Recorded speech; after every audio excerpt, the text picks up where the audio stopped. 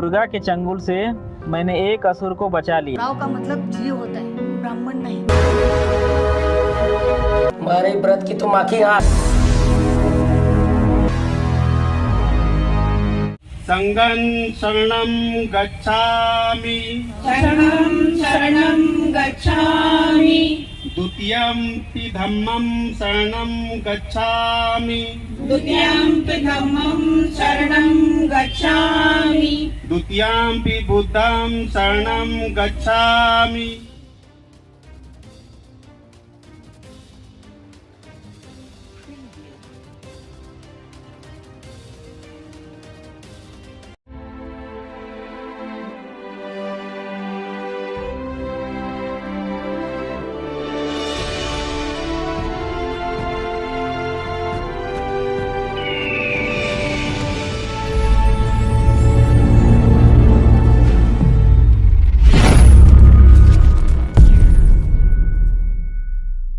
आबादी के अनुपात में जब आवंटित होगा, आज तक नहीं हुआ। ये उन्हीं का, सरकार का प्रस्ताव है, हमारा प्रस्ताव नहीं है। सरकार अपना प्रस्ताव पास करे, उन्हें अपनी बातों को न माने तो इससे बुरी बात क्या हो सकती है। फिर ये था कि वो डाइवर्ट नहीं होगा। किसी पहले पार्कों में और उनमें लगता था, सड़क बनाने में, पुल बनाने में, सब जगह हमारा उसको डिविजेबल बोलते थे। वो डिविजेबल का मतलब था कि वो जहां भी खर्चा होगा सरकार का, उसमें हमारा भी हिस्सा उतना जुड़ जाएगा। वो हमने रुकवाया। मैं कहा इससे हमें क्या, पुल पे हमें नहीं जाना, सड़क पे हमें नहीं चलना, आप हमारा बंद कर दीजिए, लगा दीजिए बोर्ड भाई ये शुल्क के आदमी नहीं चल सकेंगे। लेकिन हमें पैसा हमारे इंडिविजुअल के ऊपर खर्च करिए, फैमिली ओरिएंटेड स्कीम पे खर्च करिए, हमारी एजुकेशन पे खर्च करिए, हमारे कारखाने लगवाइए, हमारे दूसरे उसमें डेवलपमेंट में लगाइए। ये हमारा उनका उद्देश्य है। तो अभी इन्होंने वो लगा दिया, 2005 में ये प्रस्ताव पास हो गया कि वो ना डाइवर्टेबल है ना लेफ्टेबल। यदि हमें वो 50,000 करोड़ रुपया देते हैं और खर्च करते हैं 40,000 करोड़ रुपया, तो 10,000 करोड़ रुपया वो लेफ्ट नहीं होगा, वो कैरी फॉरवर्ड होगा अगले साल के लिए कैरी फॉरवर्ड होगा। और मैं आपको बता दूं, खुशी की बात, थोड़ी सी खुशी की बात ये है कि आज हमारा पैसा जो लेफ्टेबल नहीं था वो रुक गया। 86,000 करोड़ रुपया केंद्र सरकार के पास हमारा जमा है। 86,000 करोड़ रुपया आज की तारीख में जमा है।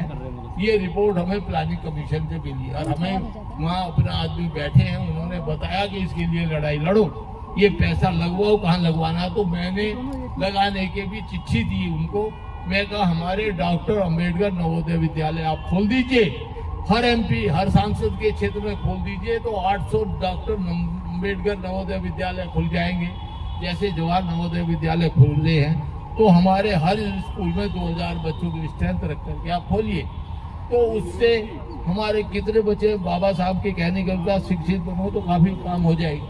ऐसे ही मैंने उनको कहा इस 86,000 करोड़ रुपए में आप करिए, हमारी इंडस्ट्री बनाइए, इंडस्ट्रियल एरिया डेवलप करिए। हर कम से कम राजधानी में पहले साल में हर प्रदेश की राजधानी में 2000 प्लॉट डेवलप करिए या फ्लैट फैक्ट्री बना करके हमारे लोगों को काम करने का मौका दीजिए, ट्रेनिंग दीजिए और पैसा दीजिए, जिससे वो आगे चले। इस तरह से हम लोग इसको लेके चल रहे हैं।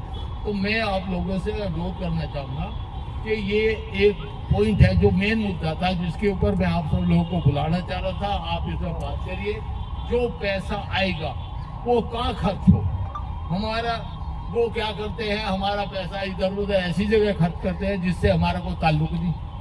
तो हम लोगों को तो पता हो। मैंने बहुत से अपने दोस्तों को कहा भाई कहाँ खर्च करवाना। मैं बुरा न मनाए, कोई साथी बैठा हो इनमें से, किसी को कुछ पता नहीं पता कहाँ खर्च करना है, किधर पैसा लगाना। और जिन लोगों को पता है वो बेचारे हम लोगों तो पहुंच नहीं पाते, वो बात नहीं कर पाते।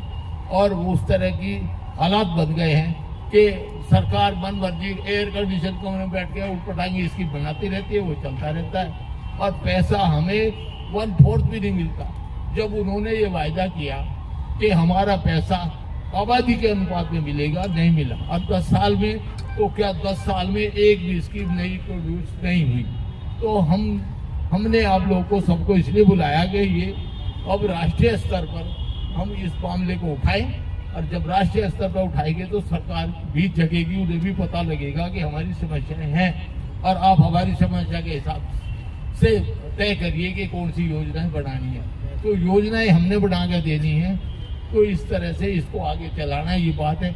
बाकी मुद्दे आपके सामने बांटे गए हैं, उन पे हम एक एक करके चर्चा करेंगे।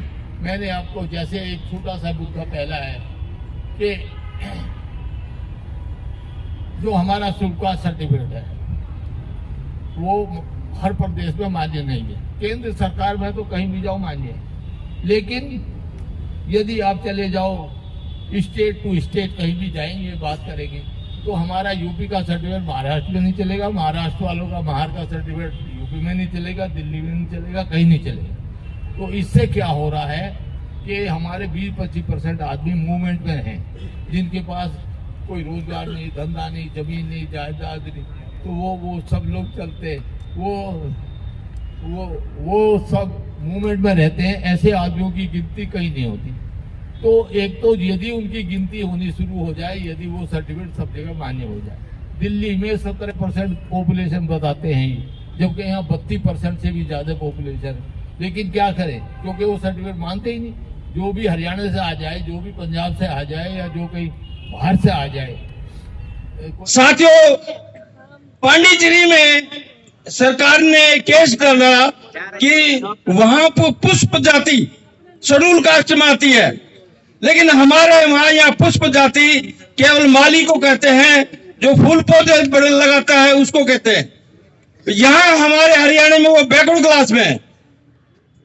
उस समय लोढ़ा साहब चीफ जस्टिस थे, उन्होंने ये कहा अब तुम्हें एक ही मांग करके आओ कि जितने भी अनुसूचित जाति है हम अनुसूचित जाति में रहें, न कि तमार में, वाल्मीकि में, दानक में। इस तरह की बातें क्यों करते हो?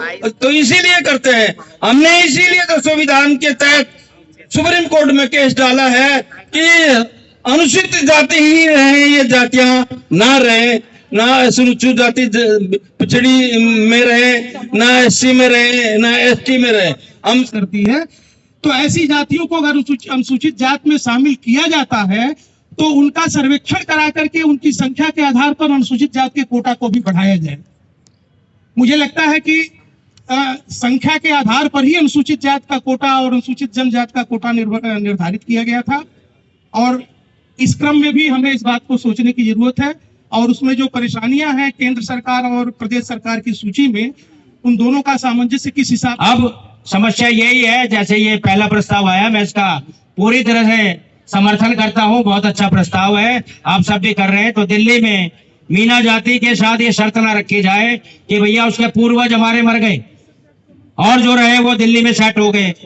जो दिल्ली में सेट हो गए उनमें भी कई स्वर्ग सिधार गए, अब उनका राजस्थान का सर्टिफिकेट नहीं है, तो वो बच्चे हमारे कहाँ जाए, हमारे पोते पोती कहाँ जाए?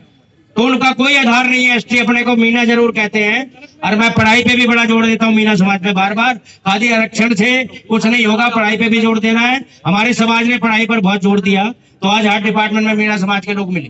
पार्लियामेंट में आपके 133 MP बैठन से पास होता है प्रस्ताव, जब कास्ट का जो है विलय होता है किसी दूसरी कास्ट में, जो SC और जो ST में। तो इसलिए जो सेंट्रल गवर्नमेंट में किसी भी राज्य की जो SC और ST है उसको सेंटर में पूरे राज्य पूरे उसमें मिलेगा, लेकिन राज्यों की परिस्थितियां टोटली जय भगवान जी बिल्कुल अलग है। ये नहीं कह दिया केरल वाले सारे ले ले, आपके हरियाणा में तो आपस में इकट्ठे नहीं हो पाते। हरियाणा के अंदर जो अनेक राज्यों में अलग अलग फुट पड़ गई है। राजस्थान में जाट आरक्षण ले रहे हैं, आपके हरियाणा में जाट को आरक्षण दे दिया तो आपको एक भी नहीं मिलेगा। तो ये बातें थोड़ी सी हमें सोच के करनी चाहिए।